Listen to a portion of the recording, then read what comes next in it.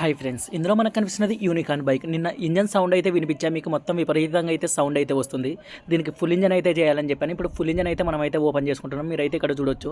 ముందుగా హెడ్ అయితే బయటకి అయితే తీసాను. హెడ్ తీసిన తర్వాత మీరు పిస్టన్ పైన చూసారంటే ఆయిల్ అయితే నిండుకొని అయితే ఉంది. అంటే మనకి ఆల్మోస్ట్ బోర్ అనేది సీజ్ అయ్యే వరకు అయితే వచ్చింది అనేది అర్థం చేసుకోవాలి. ఎప్పుడైనా మనకు అట్లా అంతలా ఆయిల్ అనేది పిస్టన్ పైన ఉంది అంటే.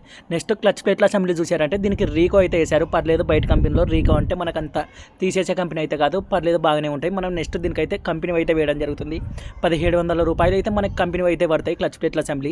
అదే రీకో అయితే మనకి 900 అలా అయితే పడతాయి. యూనికాన్ స్పేర్స్ ఏవైనా కూడా మిగిలిన బైక్లతో పోలిస్తే కాస్త ఎక్కువ అయితే ఉంటాయి. అదే మనకి పల్సర్ క్లచ్ ప్లేట్ల అసెంబ్లీ 1400 నుంచి 1500 రూపాయలు అయితే పడుతుంది.